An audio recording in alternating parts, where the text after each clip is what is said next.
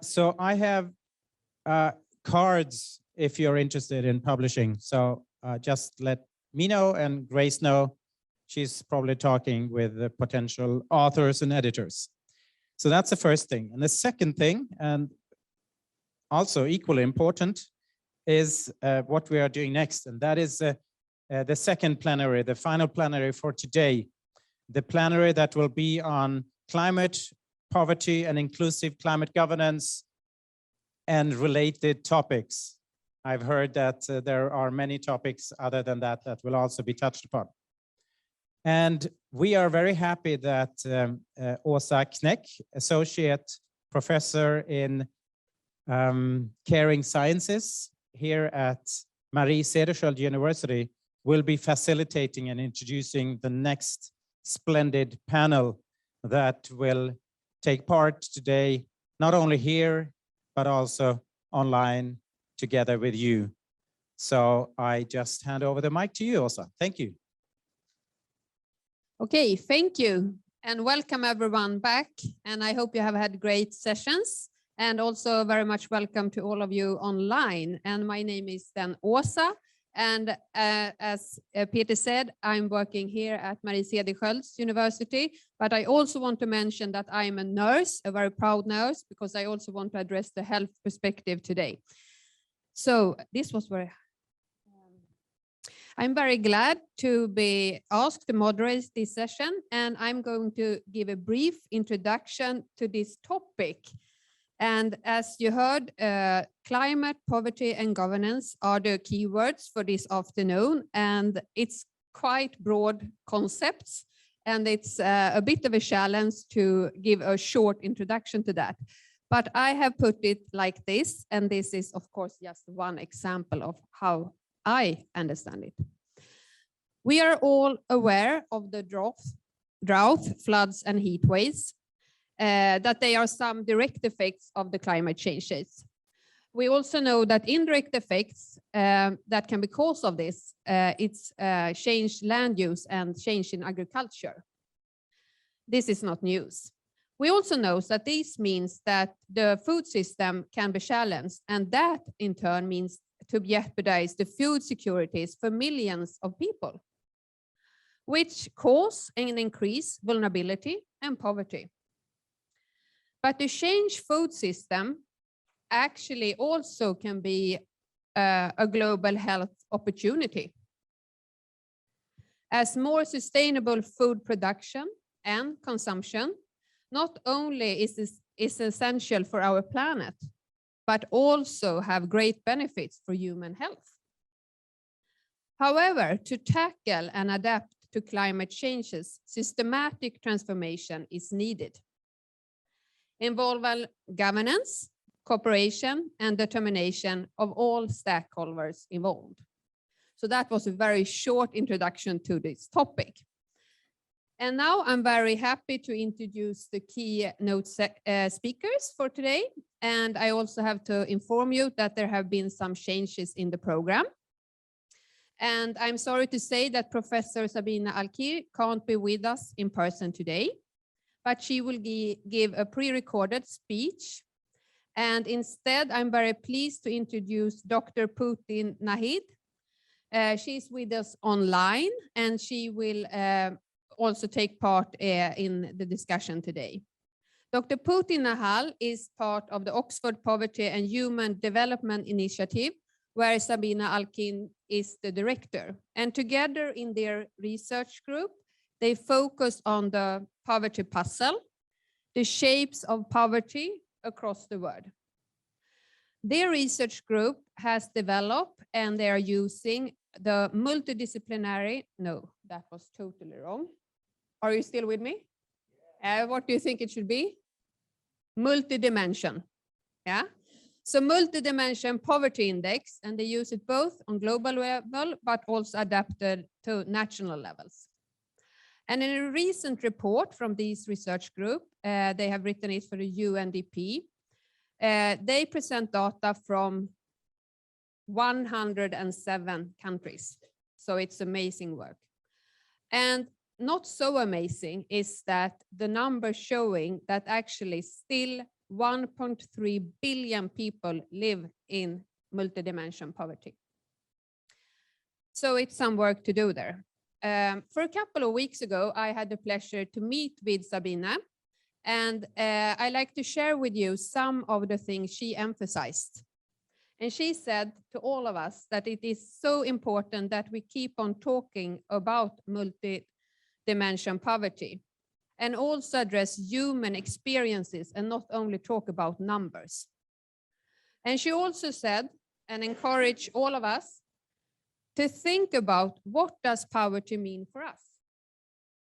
And by doing that, gaining the understanding that poverty is so much more than only the lack of money. Do you agree? Yeah.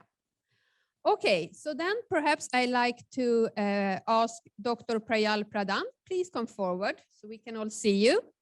And I'm very happy that you have the possibility. Yeah. No, it's not you first, but I'm just presenting you so they can see you. Yeah, so you know who I'm talking. No, you should stand there, please come. Yes.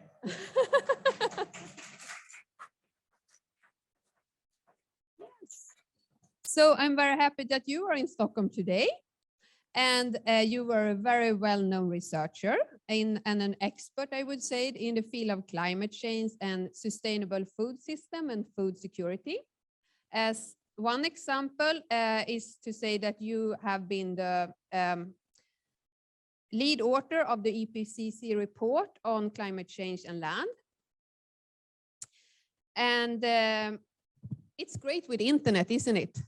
Yes, because we have actually not met before, but I had the pleasure to look at several of your YouTubes where you present your research. And there I learned that Dr. Pradhan, he is very clear about that the current food system is not working. He actually says it's broken.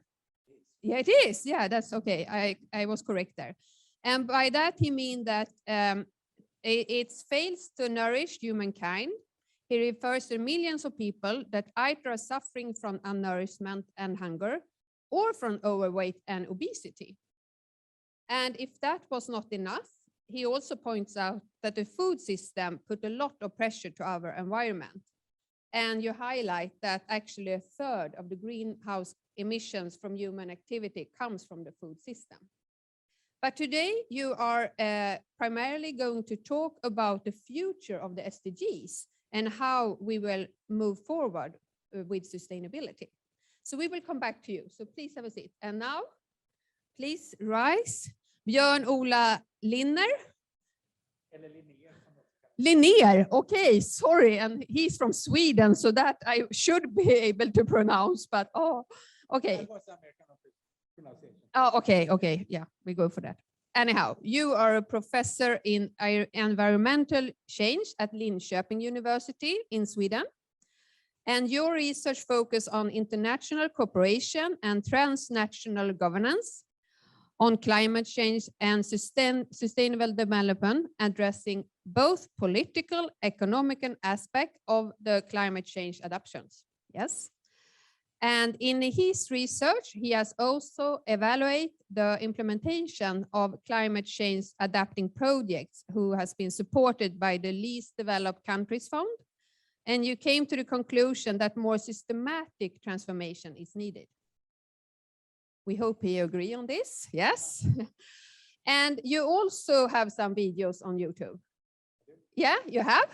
And on those, you say that to achieve the targets of 2030 agenda, we need to address these technological interventions, political and economic redistribution. And this one I really like. We need new narratives and we need transformative learning. And these are crucial drivers in this important transition that we now are facing. And Dr. Björn-Ola, I go for his first name now, emphasizes that we really need to work interdisciplinary, both in research and in work. And you also have great interest to also look at links between climate change and other issues like food and water and energy security. And another big interest, and perhaps what you work mostly now with, is biodiversity. on a global level and how to reach the global goals related to this topic. Okay, so we will hear more about that in a while. But now I like again to welcome all of you, and we will start to see the pre-recorded video from Sabina.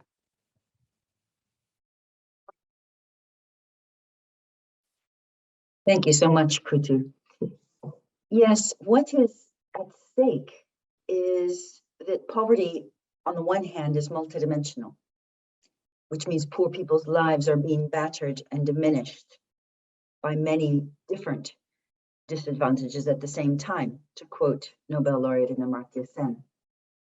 And on the second hand, poor people often live in places of precarious environmental conditions. And this creates a situation of human urgency that demands courage to live through and courage to innovate against. But it also can create situations of policy complexity in which many policymakers might simply not have the resources to be able to unpack and understand what needs to be done. We think metrics can help. So the first challenge is that poverty is multidimensional. And by that, we mean that when you wake up, maybe a child is undernourished. And so you're worried about how to address that. Maybe an older child isn't going to school because he can't afford the fees, or because there is no school, it's not safe to go. So you're worried about their future. Maybe the roof leaks and it might rain today. So you're worried about how that will happen, especially because the floor is dirt. And so when the roof leaks, then the floor can become mud, and that's inside your home. And then maybe the person in your household who works doesn't have a secure job, so you actually don't know what funding will come in for the food, for the schooling, for the roof materials, etc. So it's this nexus of overlapping deprivations that a measure of multidimensional poverty tries to make visible, to capture, and to show the composition of, so that when people move to address poverty, yes, they address monetary poverty, which is important, but yes, they also address multidimensional poverty, because maybe there is no school, and so a little bit of money cannot buy a school. Or maybe the person who earns money wouldn't necessarily spend it on good food for the child. Or maybe the amount of money you need to repair the roof is quite a lot of savings. And so again, just a little bit more money wouldn't build a new roof for many years, and it may not be your top priority. So when we recognize the multidimensionality of poverty, then actually it becomes easier. Because say monetary poverty has gone up or down, and multidimensional poverty has gone up or down. We can say if rural areas are poorer than urban. We can say if which provinces are the poorest by the different measures. And we can see differences, including in Indonesia, where we had data, where some states in 2012, for example, East Nusa Tenggara or Papua, were poor, and yet not in monetary terms. Papua also has a strong set of industries, which meant it had low income poverty in 2012. So using two metrics side by side helps us to see the poverty challenges that are requiring so much courage for the poor, and enable us to adjust budgets, to adjust targeting mechanisms, to adjust how we monitor and celebrate success in terms of poverty reduction, and then to coordinate across ministries, a point I'll return to, because coordinating reduces poverty the fastest. But then I've mentioned my home, I've mentioned my malnourished kids, I've mentioned the fact there's not secure job. And what happens if I'm near a river and the river rises and floods? What happens if what I do have is a goat, and then wildlife are stolen or destroyed because of an imbalance, which means that the predators are stronger? What if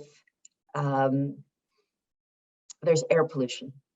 And so on top of everything else, my eyes are deteriorating, I have a cough. So like this, environmental deprivations and climate change, we might think of it in terms of the future generations, and we should, and our grandchildren's well-being, and we should. But they also have direct impacts right now on the same people who are poor. For example, in Madagascar, we looked at poverty over a 10-year period, 2008 to 2018. And poverty didn't really go down very much compared with much of Africa, where the fastest poverty reduction in the world in terms of the global multidimensional poverty measure we report with UNDP was to be found. But then we used satellite data to look at the households of the poor and then to see how air pollution struck them versus others, how earthquakes struck them versus others, how wildfires struck them versus others, and cyclones. And we were able, therefore, and forest degradation, losing the forest if you live off of the forest. So we were able to build up a complex mapping of the different direct environmental challenges that were occurring in the same period as these poverty challenges. And we could see where poverty was disproportionately affected by the environmental deprivations.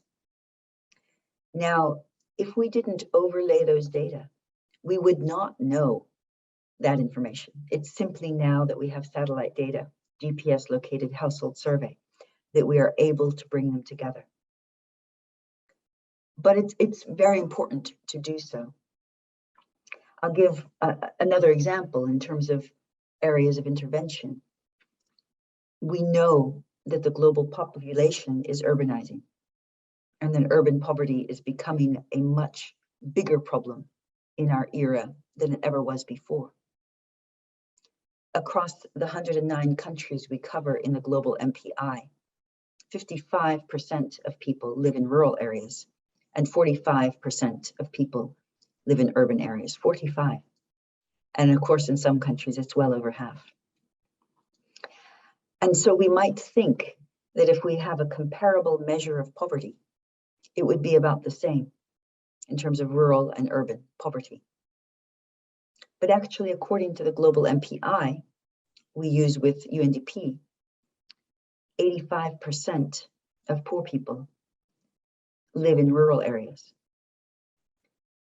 Now, why does that matter if we're talking about the courage needed to address the complex interactions of poverty and climate? Well, it matters because the rural people will also be those most affected by wildlife, by wildfires, often by cyclones, not always, because of the land mass, perhaps by earthquakes, but not always. So we need to know quite precisely the geography of environmental threats and human poverty to be able to navigate these in different contexts. But a lot of them could affect poor people. Poor people will be more affected in rural areas by the things that affect water, because their water would more often come from surface water or unprotected sources. So like that, there are many interactions. The way forward, first of all, is yes, to recognize the complexity of human poverty. Yes, to recognize how it overlays with environmental poverty.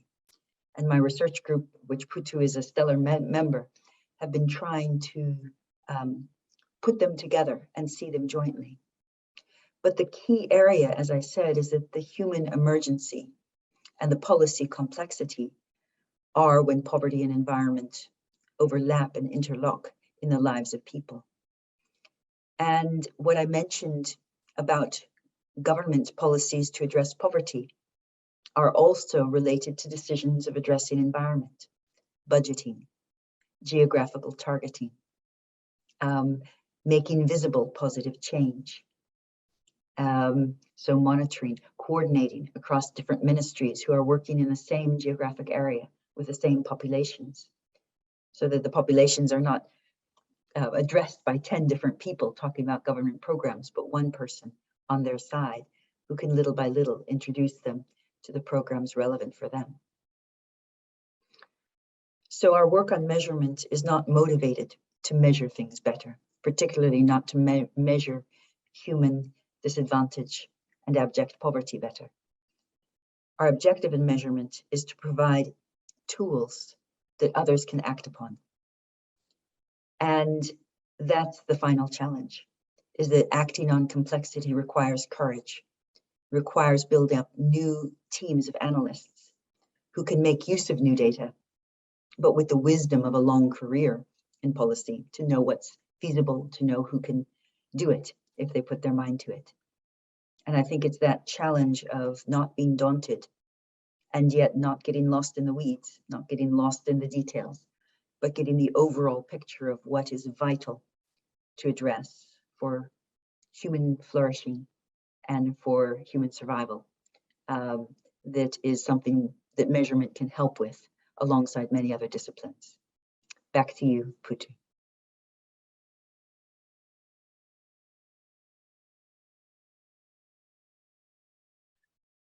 Hello. Yeah. Hi, everyone. Can you hear me? It was loud. Very much welcome. Or perhaps I should look here. It's clear that you can hear us and we can hear you. So please feel free to start talking. Thank you so much, Asa. Hi, everyone. Good afternoon. My name is Putu. I was Professor Sabina's Alkire student, and I now support her team at OFI, Oxford University. I'm joining you all from Jakarta, Indonesia. I'm so honored to be with you. In Indonesia, we have over 13,000 islands, many of which are just a few meters from sea level. Human well-being is very closely intertwined with the environment. This close relationship reflects the lived realities of communities all across Indonesia. In Bali, where I'm from, we have a saying, Trihita Karana, so humans cannot thrive without achieving harmony with their fellow human beings, with the universe, and importantly, with the environment in which we live. The intersections between human poverty and the environment are key policies in Indonesia's process of achieving its SDG targets. These are also key focus areas of Indonesia's G20 presidency this year. To echo Sabina, we measure not just to measure things better, but to provide tools that others can act on. This is the final challenge. So coming back to the G20, the area within the G20 where academics like me have been predominantly asked to contribute to is what is called the T or Think 20. This year, the T20 has 9 task forces, all focusing on providing policy recommendations resulting from evidence-based research findings. Healthcare, human well-being, recovery from the pandemic, and importantly, climate change are all key focus areas of these task forces. Now, OFI at Oxford University, in collaboration with Task Force 5 of the T20 and the Faculty of Economics at the University of Indonesia, here in Indonesia, are holding a high-level G20 T20 side event on multidimensional poverty, the environment, and sustainable policy solutions. This coming July, so at the end of July, this side event brings together leaders from the G20 across the world, academics, NGOs, and the media. This side event hopes to highlight, as more and more data becomes available, evidence-based and intelligent solutions to multidimensional poverty and challenges we are facing with regard to the environment. And results from these discussions will be presented within the T20 summit. And we hope that these results will be placed firmly within the G20 agenda. Acting on complexity requires genuine courage, but it is achievable. As an example, there was a time when women couldn't vote. For Indonesian women, the struggle towards achieving emancipation started with the work of Ibu Kartini in the late 1800s. Her courage and strength has changed the landscape for women in Indonesia. Now we're all equal where once we were not. To follow Ibu Kartini's words, habis gerak, terbitlah terang in Indonesian, or in English, after darkness, there's always light. Let us all have the courage to find this beacon of hope for harmony between us and the environment. It's achievable, but of course, with a lot of courage. Thank you so much, Asa. Back and over to you. Okay.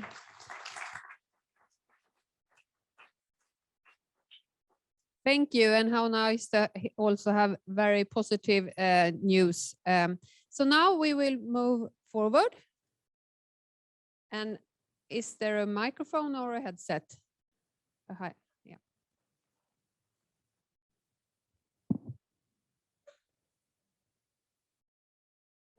Hello. Yeah. Thank you. Thank you very much. Hello, everybody. Yeah. So hello also to all who are online. Yeah, maybe in different time zone. It's really bright here and sunny. I hope you can hear me in the back. If not, I need to shout. Yeah. Yeah. Good. Yeah. Thank you. So in my introduction, it was mentioned that I do research on food system and climate change. Yes, I do. But I also research on sustainable development goal. So today I will not be talking about food, that we will go for food after this session. Yeah, definitely nice food in nice venue. Yeah, but I would be talking more on sustainable development goals, mainly.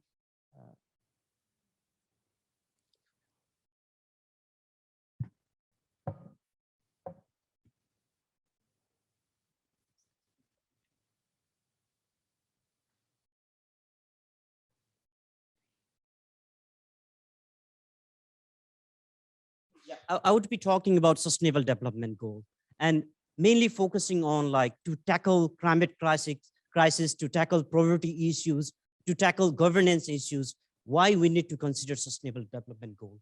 And moreover, why there is need to consideration beyond sustainable development goals for long-term sustainability. So when we look at sustainable development goal, the status where we are here, this is the finding that was launched a few weeks ago. What this finding shows is like none of the countries are on track to meet SDGs by 2030. It doesn't matter it's a low-income country or a high-income country. So we are not in track to meet SDGs by 2030. And many of you may ask, so what? Does it matter? Definitely it matters. If we fail to meet SDGs, it will negatively affect lives of people, billions of people. It will affect our environment. It will affect our social system, because failing to meet SDG means that we are not transforming our world to a sustainable path. We are using the business as usual path. So it matters. And now we are in year 2022, mid 2022, we have around 8 years time to meet SDGs. And this year, 8 years is quite crucial, not only to meet SDGs, soon there will be a discussion on post-2030 agenda. So we have to utilize this year, 8-year time to meet SDGs and also to develop new sustainable development agenda for post-2030, which is not the prolongation of 2030 agenda itself. But when we talk about sustainable development goal, here we are in Stockholm, in the vicinity of Stockholm 50+ conference. We are talking about sustainable development goal for more than 50 years, or sustainable development goal for more than 50 years. This is not a new concept. We are talking about our economic activities to generate societal well-being, which need to be done within our ecosystem or environmental limit or planetary boundary. We are talking about that for last 50 years. There is this famous definition of sustainable development from our common future. But what we did is like, we are pumping up too much on our economic activities, making it bigger and bigger, sidelining our environmental resources, transgressing planetary boundaries, and also not providing societal well-being. From bullseye economic model, we move towards Mickey Mouse model. Why is that the case? Because we talk about SDGs, we talk about 3 dimensions of sustainable development: social, economic, and environmental one. But we are not looking at their interactions. We are looking at only silos. That's why what we need to understand is like how they are interacting. And when we are talking about using the limited time, 8 years time to meet SDGs, where we have 17 goals, 169 targets. It's really a huge number. And utilizing limited time also means we have to prioritize some SDGs. And to prioritize these SDGs, we have to understand how they are interlinked with each other. And there are methods to understand this interlinkages. I think I need to move this somewhere here down. Yeah, so, and there are methods like quantitative methods, qualitative methods available there. And I would be walking you through a few of those methods here. Mainly, I would start with some qualitative methods. But before that, most of the result I'm presenting here is based on global analysis. And here, when you talk about global SDGs, there are 3 global SDG database. One is coming from United Nations, which is official SDG database. There is also SDG database coming from World Bank, yeah, which has a huge traditional on World Development Indicator, and we have Sustainable Development Solution Network providing every year's sustainable development report based on their own set of indicators. And what we do is like, we look at synergies and trade-off or interactions among sustainable development goals based on this database. The good news is like synergies dominant SDG interactions. So in this picture, we see more green. Green means like whenever there is a progress in one SDG indicator, there is also progress in another one. So it's a really good news. But the worst thing is like, there are also trade-offs. That means whenever we are making progress in one SDGs, we are also undermining progress in other one. For example, whenever we are tackling the problem of food insecurity or hunger or undernourishment issue, we are also increasing overweight and obesity. It's called nutrition transition. So that's not sustainable. So there are trade-offs like this. And this is one example where we can zoom in and see like how no poverty has a trade-off across all SDGs. However, the way we are consuming, the way we are producing could be a bottleneck to our sustainable development goals. So we have to tackle this issue here. And another thing is like, one of the motto of SDGs is to leave no one behind. And looking at this interaction, it seems that leave no one behind matters. If you prioritize our actions, leaving no one behind, focusing on younger population, focusing on women, focusing on rural population or marginalized population, we see that there are a lot of synergies across SDG system compared to the normal focus on the regular population. So leaving no one behind matters. Another thing is like, as I mentioned there are like 3 global data set on SDGs. There are several national and local data set on SDGs. And understanding of our SDG interaction matters which data set we choose. And here we can see that share of synergies and trade-offs could differ across different data set. Like if you take a UN data set, if you take a World Bank data set, or if you take a Sustainable Development Solution Network data set, or the unified data set we develop compiling all this thing. So when we are looking at things, what data set we are looking does matter there. For example, when you look at this network, we can see that the focus may change in terms of like a key SDGs in the network if you look at one database or other database. What does that mean is like, we need to be careful while we are looking at data. It needs to be as holistic as possible. And then when you look at interactions, it's not only linear interaction. You can see that it's really a messy picture. Yeah. So it's even hard to see the linkages in some diagram, but it's really complex. And that means like things are not linear. Like A is influencing B and B is influencing C. So there are this second order effect or multiple order effect. And if you look at this multiple order effect within the SDG system, we can identify the key targets which are most influencing in terms of positive one or the negative one throughout the SDG system. For example, here in this study, we try to show that SDG 17.8, target 17.8, which is about technological cooperation for global South, matters because it has more transformative effect towards the whole system. Or in women empowerment, mainly in terms of leadership position, matters to have a systematic effect on all SDGs. However, giving only voting right to global south doesn't work. There might be time lag, or it's only the paper tiger doesn't work. Only giving voting right doesn't work. There need to be technological transformation. There need to be empowerment there. And this is shown by a negative impact of target 16.8 and 10.6. But there are also ways to look at this interaction beyond this statistical approach, like literature assessment, expert opinion, or knowledge co-creation. So this is an example of food system and SDGs. How sustainable food system, transformation towards sustainable food system could be a synergy or has synergistic relation to most SDGs. And other way around as well, if we enable SDGs or if we achieve some of those SDGs, it would also enable food system transformation. However, if you go for subsistence food system or globalized food system, it may have negative impact on many SDGs.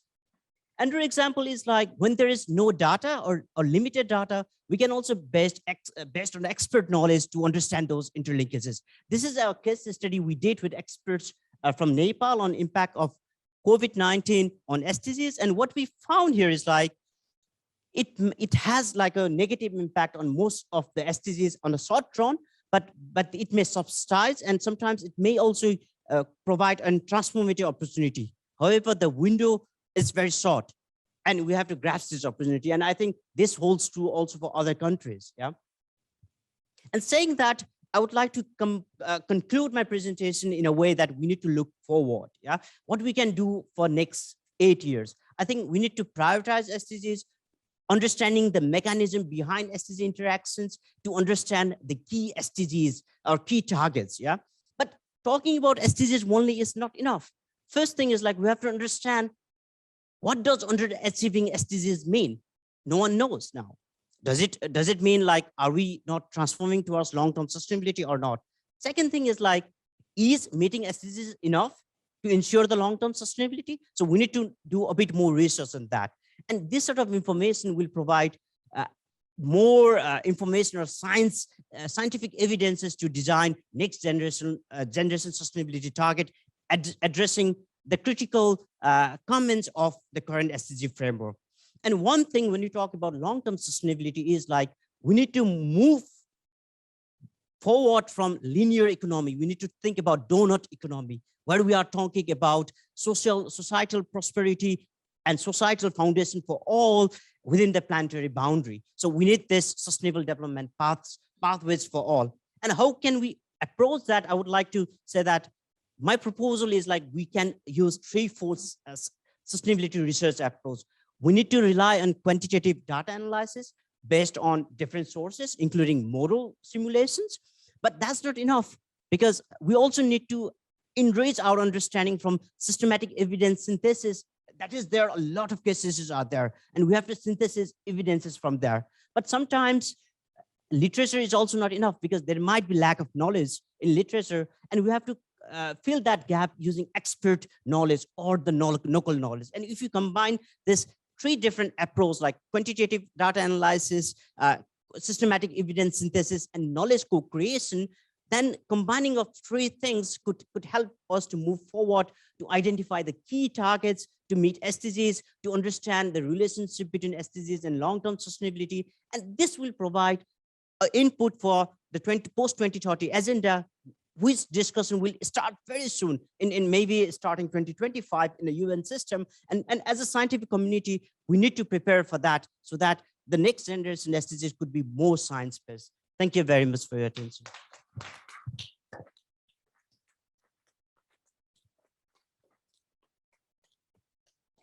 Thanks a lot.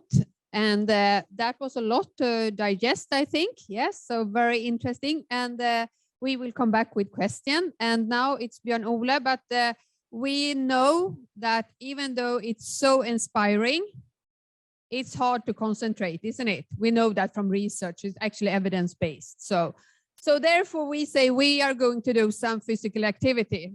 Okay, so yeah, of course. So just stand up now, everyone, and like start to shake around a bit. Yes, feel free. And then we're going to do some knee, I don't know what you call it in English, but you do like this anyhow. So you get some squats. Yes, of course, it's squats. We all know it's squats.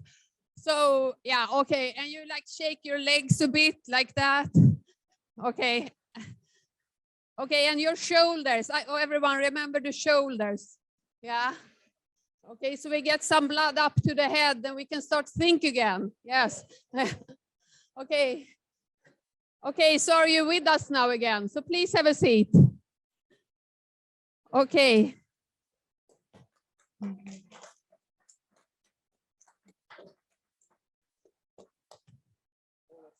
Great. Okay, so if you fall asleep now, it's entirely my fault. Okay, it feels like this is a great plan from the organizers, because we started with a view on some of the tremendous challenges of today, especially then focus on poverty, but we can add to that the climate crisis, biodiversity crisis, food security crisis, and the list goes on. And then we talk about Prajal talk about the goals, and now I will focus a bit on the house on a very broad level, but also I think connecting really well to the previous presentation.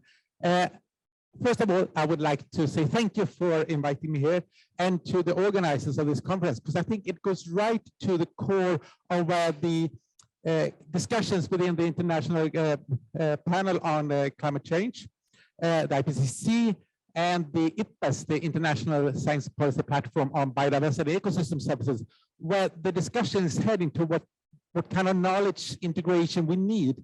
To the theme of this conference goes right to the research I think will be needed in the next 5 and 10 years. So congratulations. And this is really bad, yeah.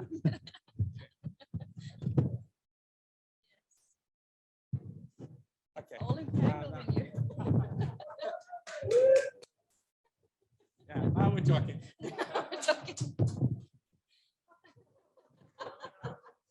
Making me blush. Okay, I'll stop here. Yes, okay, thanks. So anyway, it was just praise for the conference in the beginning. And yeah, because I will focus on the transformational aspects. So when it comes to the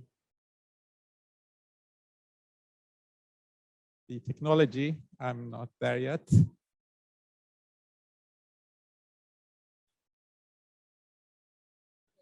No, it's on here. Okay, now look at that. She's fantastic. Thank you. Yes. Okay. So on the 2030 agenda, which we just had mentioned, our Sustainable Development Goals, the headline of the decision at the United Nations General Assembly when they took the decision is transforming our world. We also heard this morning the Professor Charlton. I think your picture will be here. Yes, there you are. Talk about visions that is transformational was the expression you used. And Pradhan,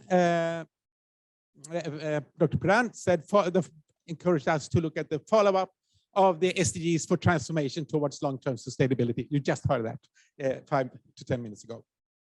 So what is this then, this transformation challenge? All the reports that were just showing how topical it is today, because you hear it in the UN organizations, you hear it in different government organizations, you hear it in industry talk about the transformation challenge. So what is the transformation challenge? You recognize who this is? Yes. Yeah, Leonardo DiCaprio. Of course, he's everywhere. This is when he talked for about 1,000 heads of cities, mayors, and so on, before the Paris Agreement negotiations in 2015.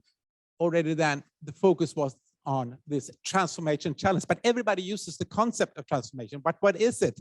And we still don't really know that. This was not good. Yes. What? I think the art show was more tomorrow, but yeah. Okay, we'll see. Yes. Anyway, so they focuses on transformation. Yes, that's where I was. There is a lot of focus on transformation, but what it is, it's still a big discussion. Which will come out with the headline of transformational change. I'm lead author for the chapter.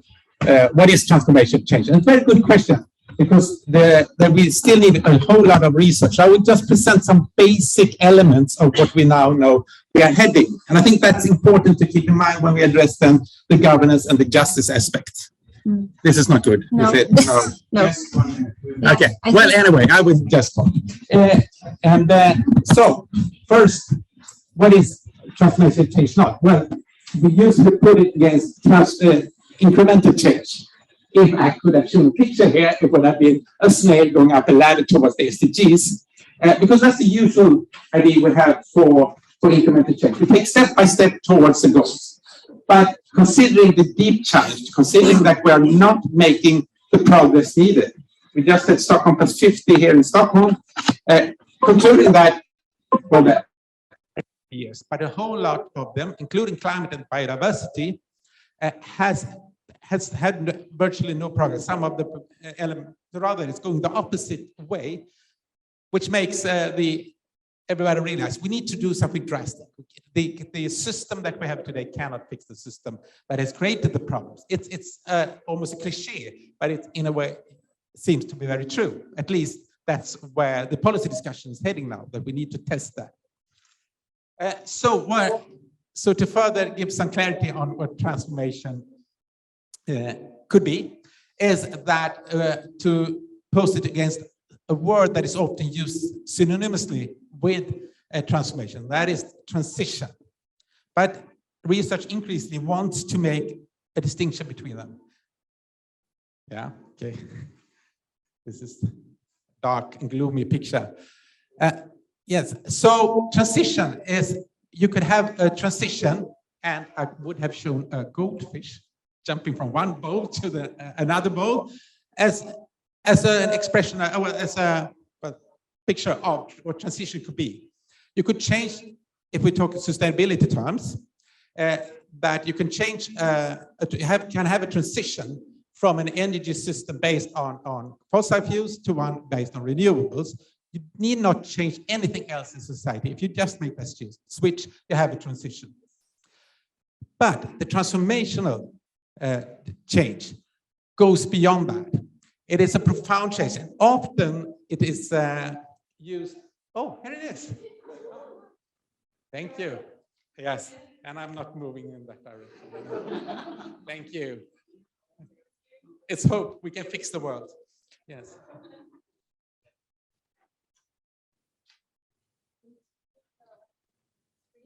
Yeah. No. Ah, okay. Okay, we do the arrows. Thank you. Okay. The good thing for me, but the bad thing for the organizer is that the timing is completely screwed up now. I don't have no idea how long I've talked. So, okay. So this is how transformation change often is depicted. It's a new form of society that we're talking about. A new form when it comes to how we live our lives and how we organize society.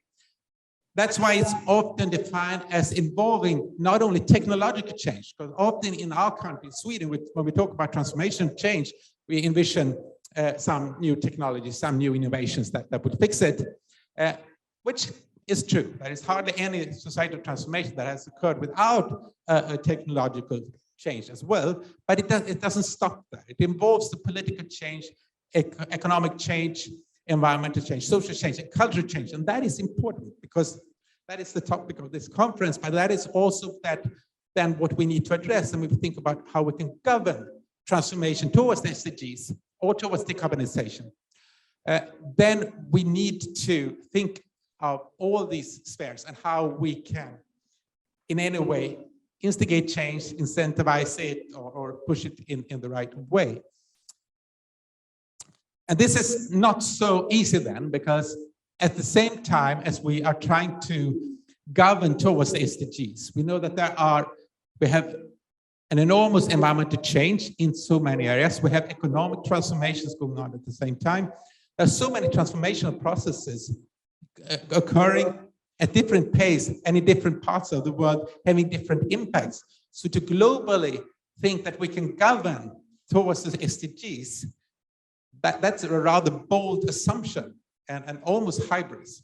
So we need to be rather humble. And when we made studies to see how people make sense of transformation across the world, we went through media and grey literature and all that we usually do, but we also had some focus groups. And when we were in, for instance, Cabo Verde and Fiji and made this focus group, they very much emphasized, but for us to govern towards transformation, it's education that is the primary instrument we have, or the primary driver of transformation, because we not only should we try to achieve how we then our SDGs, climate resilience and so on, but we also need to be agile to respond to all the transformational change that occurs at the same time. So I usually say that governing transformation is like playing snooker. It's a group, right? Pinball, snooker, whatever. Billiard in Swedish. During an earthquake with 200 people at the same time, trying to get the ball in the right way. And could be daunting then, thinking that, is it impossible? Well, we have lots of historical examples that it's not impossible to at least push it in the right way, but we need to be sensitive here, because I think this global ways that think that we can have a global agenda where everybody's going the same way and we can steer it in that way. That's not only hybris, but it's also perhaps counterproductive, and I will come to that shortly. I promise not to talk that long.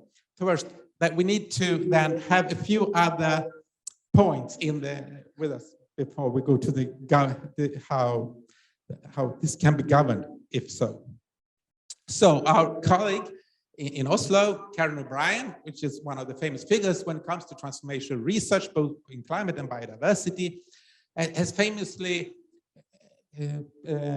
characterized transformation change as three spheres of change that are interconnected. You have the practical one, which you often think about, as I said, in our part of the world, that is the technological changes, the technological innovations. But also lifestyle changes could be the practical part of that. You have the political economy sphere, where you need to change both how we make politics, but also how the economic structures and so on in the world. And then you have the personal sphere, which we have talked about today with the fantastic keynotes this morning, for instance, where it's about world views, perspective shifts, and our preferences. And all of these are interconnected if we want to achieve a societal transformation that goes to the core of the structures in society. And again, that's also a daunting task. This is something I need to move. Okay. Anyway, we can skip this one because we're short of time. It's a beautiful quote, even though it's paraphrased by speaking about the visions we need for today, because that's essential. The narratives, you mentioned that in the introduction, we need new narratives. What is a good society? What do we really want to emphasize as what makes our life rich? And I think we are heading there, because the crisis that we are now facing, with the biodiversity, climate, but also with the COVID crisis, and now with the war on Ukraine, has put an emphasis on that we are not facing only an environmental crisis and an environmental security challenge, but also that we get to focus on the national security aspects of the crisis we have, which always helps. We have the Defense University here today, and there will be seminars there. So that is for sure at the forefront. But then we have the human security, which we heard addressed just in the beginning here, which also has come to the fore, that the biodiversity and climate crisis and the need for transformation are linked to the human security as well. But also, and importantly, increasingly in research, the ontological security is emphasized. The sense of ontological security is sort of the intersection between the material, the social and cultural security. That is our sense of self-identity, where we identify. We work a lot with our colleagues in Fiji, at the University of Fiji and the University of South Pacific. And it's of course, it's crucial that it's not only the human security that's threatened with climate change and rising sea levels, but the very way of life, and thus their identity as person and of being in this world. And that is increasingly recognized. And I think that speaks really well to what you addressed here, that we need to look at the interactions between the SDGs, but we cannot keep on looking at the sort of the planetary perspective. Planetary boundaries is a great concept, but if we stop there and think about that we need to have these planetary perspectives where global problems require global solutions, and we see that a lot in research. We have this sort of overall system model for the world and so on. And that is where I think a lot of research on transformation, both when it comes to towards the biodiversity goal and climate goals, and especially in the biodiversity community, it's clearly moving away from that. For not only it's counterproductive, because we need an emphasis on the knowledge system, that we're not in the same boat. We're on the same sea, but we're not in the same boat as so many from other cultures remind us constantly. And that perspective, I think, is something that is at the forefront of transformational change today, to move away from the planetary perspective. When it comes to the planetary perspective means that we should have the same solutions. That is, of course, and for many of you, this is self-evident, but it's such a challenge for us to do that, because that requires a whole other set of mindset when we approach research. Okay, I'm so done. Yes, that was the last one, actually.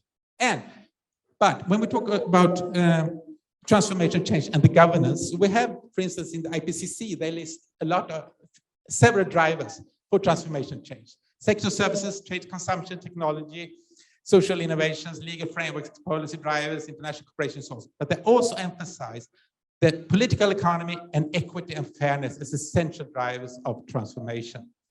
Easily said, but what does that mean?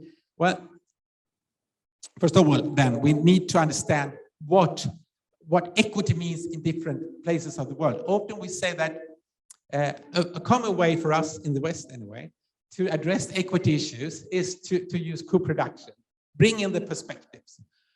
And that is great, but it's not enough. And you see increasing number of papers emphasizing that we also need to emphasize the structures that these co-production, these deliberations are setting. The structures that structure the world economy. The reasons why we have the increasing poverty, even despite that we have goals saying that we should go the other way. But can we change the structures? And here's the beauty, also connecting them back to the theme of this conference. If we look, at least if we listen to Anthony Giddens and many historians and people who have developed his thoughts on the duality of structure, he reminds us that the structure is made up of agency. It's made up of people. That's how the structure was formed. Just a speech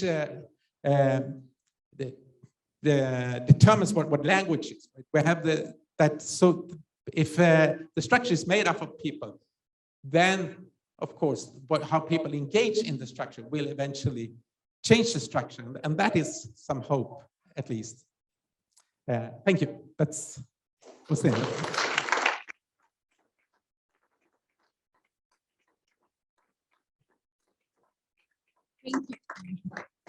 Thank you very much. And now it's time for some questions and answers. So please come up. But before that, I think, I mean, it has been so much great things that we have been listening to now. So I think we take in a moment, we take 15 seconds. We are scholars, so I know you will manage. So we have 15 seconds thinking of 3 words that have struck us during this. And then we're going to tell the person next to us. And hopefully that is a person that we don't know. And not, but perhaps. So think about 3 words for like 50 minutes. What do you bring with you? Which 3 words? And then you are going to tell the person next to you. So we do that for 1 minute.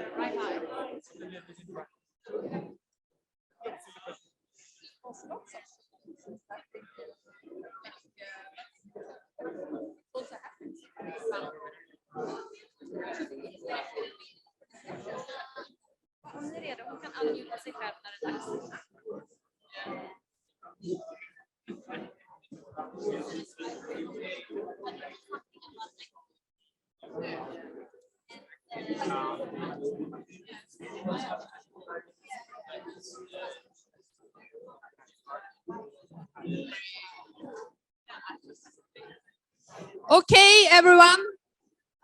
Okay, everyone. Okay, everyone. Okay, this is really nice sound, I think. This is what we call bikupa in Swedish, and it was in English. Beehive. Yeah, and you actually want to have this kind of mumble or what you call it. And I hope we will continue with this in this evening, because we have started a lot of things with this presentation and keep on the talk afterwards. But now we are going to the questions, and of course you also will have to have some questions, but I will address one question for each of you, and then we will have questions from online and also here in the room.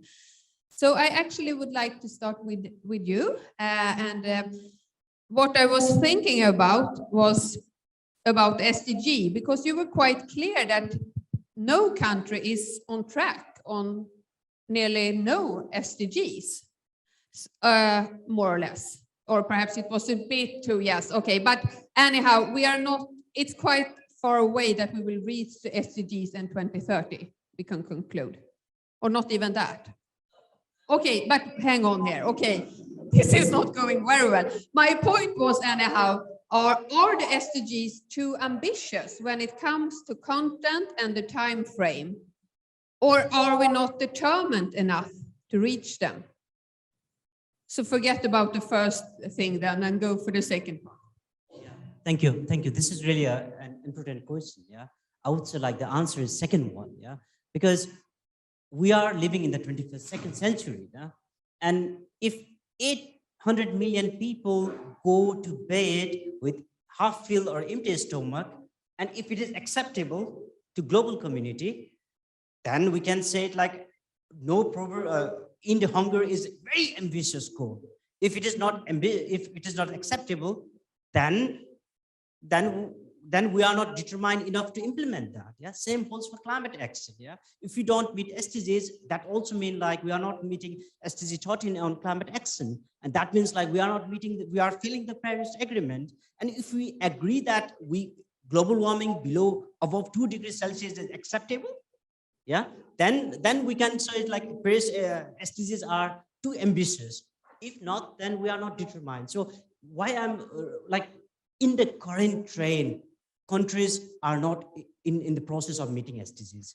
All countries doesn't meet all SDGs. There are some countries which meet few SDGs, or few countries meeting some SDGs. But when you talk about SDGs, we need to think about SDGs as a system of interacting component, rather than a just collection of goal, target, and indicator. That means if we fail only one target, we have to consider that we failed the whole system. And that's the key point there. Yeah. And I don't want to have this conclusion that we are not meeting SDGs 2030 because we are making projection by ourselves to fulfill that. No? What we need to figure out is like the current trend is not enough. So what we need to do differently, what we need to do more in a transformative way, as you mentioned, not like a snail pace, but a goldfish jumping from one pot to another pot. And if we manage to do that, then definitely we will be in the path to meet SDGs. Yeah, but we should not communicate in a way that we will not meet SDGs by 2030. We need to work hard to meet them anyhow. Okay, thanks a lot. And now I think, do we have also online with us now? Henry? Yeah, okay, yeah, that. Okay, so then we turn and talk about the multidimensional poverty index, and just to hear some more about your experiences of the difference and perhaps to add values to works with both the global index and also the more adapted national index. Why and how and what is the added value, you think? Hello. So I'm back again. Hi everyone, and thank you to both the speakers. I learned a lot today. Asa, thank you so much for your question. That's actually a very important question. So the global MPI allows us to compare across many nations, 100+ nations. But for some of those nations, they have achieved the global MPI. They have achieved like great progress already. Maybe some need more tailored measures that reflect well-being and priorities within their own national priorities. So having both the global MPI, so you can measure progress across many nations, and a national index that reflects priorities and key issues within national policy is also important. So I hope I answered your question, but please feel free to ask more questions. I'm here and I'm happy to answer. Thank you. Yeah, thanks a lot. And we probably will come back also if there is more question, but I just go on to Björn-Ola and ask, because now we have learned what we need. We need a butterfly. We need a new form of society with a new narrative. But when we know the what, then I wonder about the how. Yeah, a simple question. Well, yes, and we all wonder about that. Can I be a politician and not answering your question, and then about something else? And hopefully I will come to that.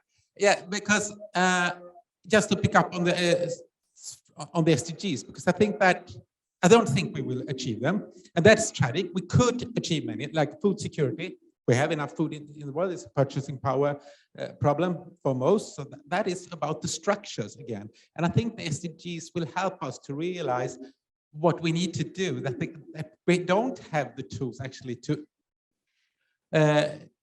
reach them in a concerted efforts. We would reach a lot of them, I think, because I think now we have a bump in the road, but several of them were on track. But the realization that we need a new type of society, to change the structures is there, and it is addressed also by the European Commission. So it's not only environmentalists or some goofy researchers who say this now. It is that understanding is entering into high politics, but it does it very slowly, because first we agree that is the problem, and but how do you change the structures? That's the problem. So when you're going back to your question now, so if we say the how, yes, we need to think about how the political, economic, the power relationships in the world can change. And of course, change the mindset of what kind of society we value. And I think especially the crisis that we're now faced with will help us to realize that we need to redefine that. But of course, that will be a power struggle. But if we just look at here's where the research is now. So there's a lot of researchers here. This is where we will need more understanding. It's clear. If you look at the IPCC report, they list a lot of drivers, which I just very quickly read out. The same will be with IPBES, the biodiversity assessment. A lot of focus on the drivers and how can this be achieved. So there is starting to be research out there, but there is still medium evidence. You know, the IPCC and IPBES language it's medium evidence or high evidence or conclusive evidence. So it's medium evidence. We don't have enough knowledge actually to know exactly how we will go there, but we need to address not only the socio-technical innovation, not only the political system, but also our values, our worldviews, our perspective shifts. And I think that ties really nicely into what we heard this morning. And I know what a lot of you are working with here. So you're right in the forefront of the understanding that we will need. What's that? Did I sort of answer that question? Yeah, I mean, it's a tricky question, and I think that's the question, perhaps. And I also was thinking about with the key targets. Could that be a way forward to identify those and work specifically with those, you would say? Yeah, so that is one of the way forward. Yeah, it's not like a only way forward, it's a way forward. Yeah, and more important thing here is like to understand the mechanism behind these interlinkages. You mentioned about not like planetary boundary, these are nice things, global approach is nice, but we need local solutions because we need to understand local specificity something works in one region, but it doesn't work in other region. Yeah. And to understand this, we have to understand mechanism behind these interactions. Yeah. And understanding key targets, why, and then their mechanism, and then local solution helps to move forward. Yeah? So that's my take on here. Thank you. And then we have time for 2 more questions. Ooh, okay. The chat also. Okay, yeah. but should we start with the chat and then you have a question? Nice. Okay. Yes, we have actually 2 questions from the chat. Try to make it short. Michelle Scooby is actually having a question to Prajal. Since the SDGs are politically crafted agenda, is it feasible to simplify or prioritize the SDGs when each country has its particular priorities? Each country or subnational level may have different priorities. Imposing a predetermined set may be too controlling of states' agencies. What do you think? Yeah, the first comment is like, in a way, we can call it SDGs as a political agenda. However, it's not completely political agenda, because SDGs debate was started already in 2010. There was a lot of input from scientific community, civil societies, and different stakeholders on this. So we should not consider it as only the political agenda. I consider this more as a flesh and blood of the abstract concept of sustainable development. There was definition of sustainable development, but there was not a clear target on sustainable development. SDG provided that for us. And the second thing regarding prioritizing, that's the problem. SDG thing says to look system as whole, but not. Let's forget about the policymakers or local stakeholders. Even researcher, we focused on few SDGs and we try to make conclusions. Yeah. So we don't look at system as whole. And when I'm talking about prioritizing SDGs, we can prioritize SDGs, but this prioritizing SDGs come from the inside of systematic analysis, like looking at the system as a whole, not cherry picking SDGs based on our wish. And if we prioritize SDGs based on their interactions, looking at their system, then it works. If we cherry pick them according to our convenience, it will not work. So thanks a lot. I just want to say that we have to have the answers a bit shorter now because we also have the time schedule, but it's really important. And I really encourage everyone also to keep on the discussion. I mean, we are going to see each other until midnight, perhaps. So I don't know. And one more from the internet is Mateusz Kubatulashvis. I will try to make it short. Thinking of transformation, is it possible to achieve sustainable development if we do not focus on the real main drivers of unsustainable development? Is the overcoming of capitalism possible? Yeah, capitalism in its current form, I think that is widely recognized that we need to move beyond that. We heard the Secretary General here in his opening statement in Stockholm +50 saying that now it's a time that we really need to make a move beyond the GDP measurements for what is a good society. And that is the Secretary General. And this was the topic in 2012 as well, when we had the Rio +20 conference. So 10 years, not much has happened. But now I think it's clear that the UN at least want to put this at the focus of the agenda because it's not so controversial anymore. I think it was controversial 10 years ago, but now I think it's quite really easy to realize that capitalism at least needs to have another form than its current, if it's not going to be abandoned altogether, which might also be an idea, which we can discuss over lunch, dinner, sorry. Okay, so we have a question, and Johan, can you also give the microphone? We have one last question in the back of the room. Okay, thank you. I actually have 2 questions, one to each speaker. My name is Tine Klamboy. I'm Professor Corporate Law at Nijrode Business University in the Netherlands. I'm also a member of the Dutch Club of Rome.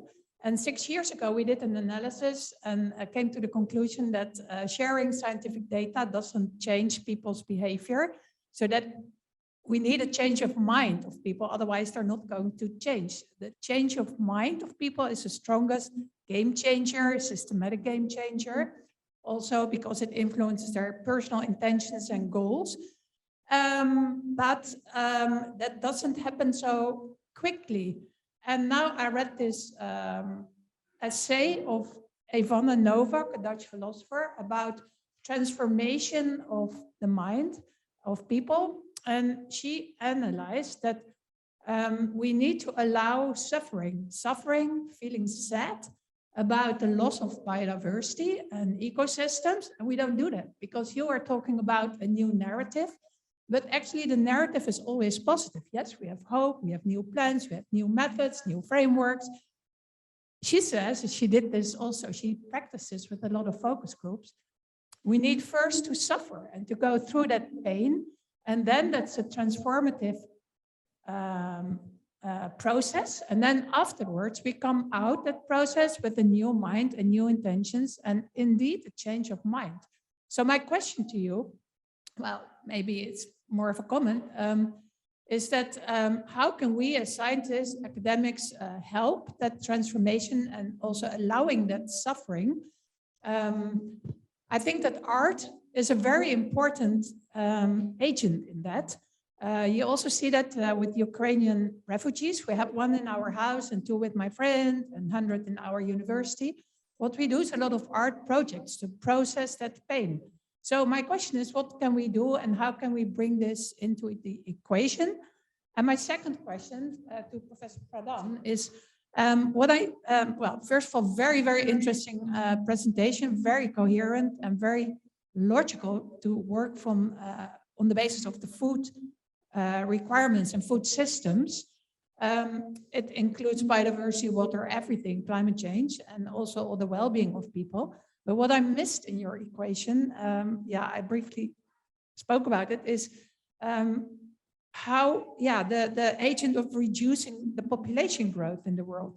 How can we bring that into the equation? Because not only pumping up the economy needs to be stopped, also pumping up the population needs to be stopped. It's a bit of a rough statement, so I leave it with that. And thank you very much for the great presentation. Thank you. Yeah, who wants to go first? Yeah, thank you. So you remind me of four noble truths from Buddha. The first one is like the truth of suffering. The first noble truth is truth of suffering. Yeah. So I will not go too much in detail, but this might be something nice to discuss with a glass of wine or something like that. Yeah? Regarding number of people, I don't know whether the number of people is a problem or our consumption level is a problem. Yeah, because 10% of the population is responsible for 80% of its emission. In that case, can we blame 90% of population for the problems? Yeah, and from the morning talk, we know that even they are suffering the consequences of the lifestyle of this 10% of the problem. Saying that, if we move towards the sustainable development path, like we talk about education, yeah, and education is a key driver to reduce the population. Electricity is a key driver to reduce the population. Yeah, so we don't need to control population by force. We don't need to impose family planning by force, which was done in India. It could be done by other means of development, but most thing is like there are people who are doing overconsumption, and we need to reduce consumption. And thank you, you bring this issue about impact of trade in other regions, yeah, and also need to reduce consumption in high income countries. And thank you very much. This was really a great input in the morning. Yeah, so I will. I agree completely. I think that's a good point. Thanks for pointing that out. So when we talk about narratives, it's not only the happy ending we talk about, even though I think that needs to be there. We have to have a clear vision of what society we want to come to. But of course, as in any story, we need to start from where we are. And I think the suffering is an important part to actually feel that this is a tragic loss. I think that's where I think extremely important to emphasize. So thanks. Can just agree. Okay, and then we have one last question. Yes, my question is mostly to Dr. Pradhan. I'm asking in the context of failed MDGs and now about to fail SDGs. So my question is SDG a group of indicators that follow the same logic that actually created the problem? For instance, if you look at SDG 8, economic growth, it contradicts with responsible consumption, climate action, life below water, and life on land. So this is a research done by Jason Hickel, and he says these two are very contradictory. So what do you think? Do you think SDGs are indicators of the same kind of problem-causing thinking? I would say no, because as you rightly point out, what is the title of SDGs? It's transformation of the world. And in terms of climate debate, we talk about decoupling economic growth with greenhouse gas emission now. Yeah. So we have to decouple that. That's what the transformation is. Now we need societal foundation because there are a lot of people below poverty line. There are a lot of mothers who died after giving birth. Yeah. In many developing countries, we should accept that. This is not acceptable. Yeah. But for that, we definitely need economic progress. That doesn't mean that we need 7% GDP growth in every part of the world, or even we need GDP as an indicator. We need some sort of like economic growth, prosperity in other part of the world. And while doing that, we have to decouple the current trend of having negative impact on our environment, exploiting marginalized population. So that's the main thing, to decouple that. If you don't decouple that, and if you do business as usual, then there are trade-offs, but we need to resolve this trade-off by transformative approach and decoupling those negative impacts. Okay, so I think it's time to say very much thank you to Dr. Putu online and to the both of you. I think we give them a huge applause. Thank you. Then there were some kind of evaluation, I think, and my task during this hour was to keep the time. So I failed, but I think it's been such an interesting hour or hour and a half. And now we are going to continue with some practical information, I think, from Johanna about what's happening next. So keep up speaking with each other and continue the discussion later on tonight.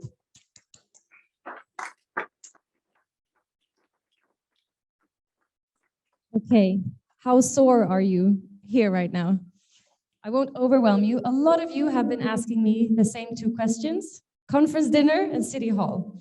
So we'll take that now together. Peter, come up. Everybody knows your face, but anyway, come up. And Malin as well. I am going home to rest right now, so you won't see me the rest of the evening. We meet tomorrow again. So Peter, you are, thank you, Andrea. Yes, you are responsible for the City Hall, sort of, together with Åsa. Åsa and her daughter. And what was your name? Tyra. Tyra, great. So the three of us have a list who has registered beforehand, and we will provide and facilitate for you to come into the City Hall. We are still having beautiful weather, so I hope that all of you can take a stroll and just have a deep breather on the way to the City Hall. It's 3.8 kilometers, I believe. So I hope that you're all up for that. And then we meet there, and please be on time because they are very happy to host us tonight, but they're also very picky on the timing. So it's just excellent to be there tonight at 6:50, and it will start at 7 o'clock. So that is a reminder for that. Great. And conference dinner, Malin. Should we just add, if you do not want to walk or dare to walk or something like that, for some reason, there are of course buses, and the bus there, it's in the travel manual. You can find it on the website. So you can take the bus or the subway part of the way. But it's a really, really nice walk if you're up to it. Yeah, and the travel manual, I've put some just outside of here. If you haven't grabbed one, you can grab one on the go. And of course, the token of appreciation to Björn-Ola, to Prajal, to Putu, if you are around online, is again that ISDRS is thanking you so much with planting 10 trees each at the One Planet Tree. So thank you for today. It's been very intensive, we know, but relax for a few minutes and then it just continues. So Keep 3 more days. Yes, keep your passes when you go to the reception later. And if you're not going for some reason, let Peter know and somebody might be able to take your place. Yes, nodding. Great. Södertörn University tomorrow. Yeah. It's a public transportation train out south of Stockholm. And yeah, travel manual again. So the travel manual and it's the commuter trains. So tomorrow we want to show you another part of the city and another with a totally different character than this beautiful. We have other beauties, but it's another type of day and another part of Stockholm. Right after the sessions tomorrow, we will have buses picking us up and to go to dinner. And that would also be in the outskirts of the city. I have been asked by a couple of people, what is the dress code? And as Swede, we always get a bit worried when they talk about dress code. We are kind of used to be more informal in that sense. So the dress code is dress to be comfortable. It's not a formal dress code during the dinner. I will wear not these exact clothing, but some kind of clothing like this. And you might be something like that. Or will you put on your tux tomorrow? No, definitely not. So just as you are right now, maybe without the vests, and you're welcome. Of course. And we are actually fully booked for the dinner tomorrow. I have had some conversation and we have been able to sort out some people that will actually not come, but it's a bit tight in that schedule and that is for the seating and so on. But if there are any changes, if you have booked the dinner and will not be able to come, please let us know because then we can also open a space for some others. And is there something else we should talk about? No, just to answer the dinner tonight, Michelle. If you want to speak to someone, speak to Peter or Malin about tonight and tomorrow. That's all I have to say. Yeah. Was that the final information? Yes. Okay. 20 seconds. Johan Gerde, this is the one. He introduced all of the organizing committee, but left out his own name. So this is Johan Gerde.